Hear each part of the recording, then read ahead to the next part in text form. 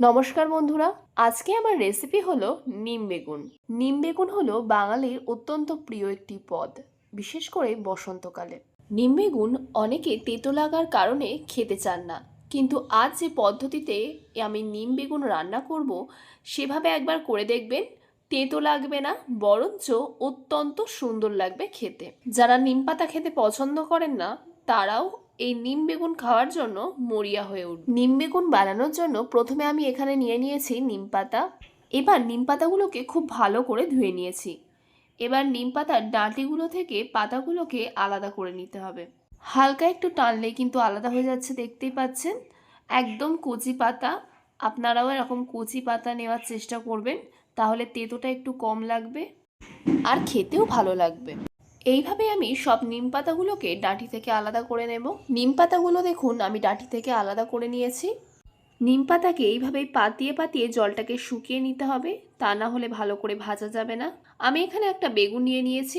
এবার বেগুনটাকে একটু গোটা গোটা করে কেটে নিতে হবে।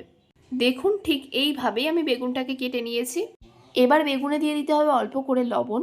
এই লবণ দেওয়ার ফলে বেগুনটা নরম হয়ে যাবে এবং বেগুন থেকে জল ছেড়ে যাবে। এখানে আমি একটা ছোট সাইজের পেঁয়াজ নিয়ে নিয়েছি 5-6 কোয়া রসুন কুচি, একটা শুকনো লঙ্কা আর অল্প করে তিল। এখানে আমি একটা কড়া গরম হতে বসিয়ে দিয়েছিলাম, ওতে দিয়ে দেবো সর্ষের তেল। তেলটা গরম হয়ে গেছে।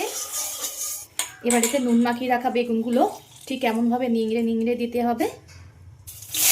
দেখুন নুন মাখিয়ে রেখেছিলাম বলে কতটা জল বেরিয়েছে, এরকমভাবে ভালো করে নিংড়ে নিংড়ে দিতে হবে। বেগুনটাকে খুব ভালো করে ভেজে নেব। বেগুনে দিয়ে দেবো অল্প করে হলুদ গুঁড়ো।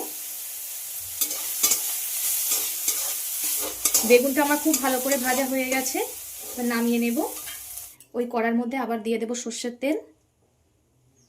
তেলের মধ্যে দিয়ে দেবো অল্প করে কালো জিরে, একটা শুকনো লঙ্কা, 5 কোয়া রসুন আর একটা পেঁয়াজকে খুব মিহি করে কুচিয়ে নিয়েছি, সেটাকে দিয়ে দেবো। ভালো করে ভেজে নিতে হবে। পেঁয়াজ রসুন আমার ভাজা হয়ে গেছে।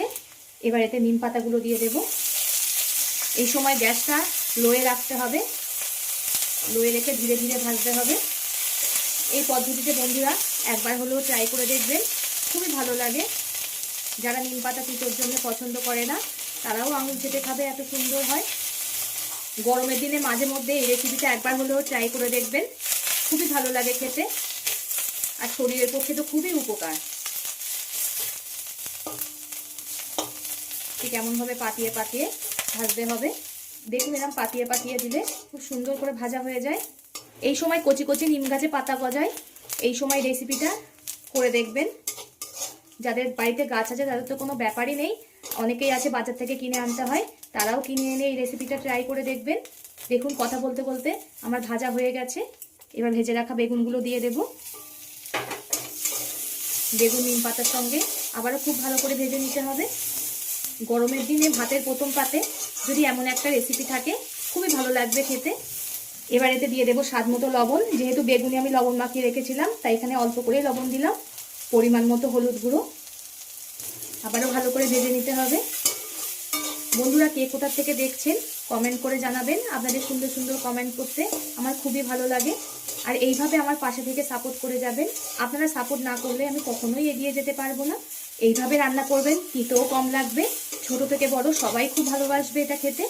আমি খুব ভালো করে বেগুন আর নিম পাতা ভেজে নিয়েছি।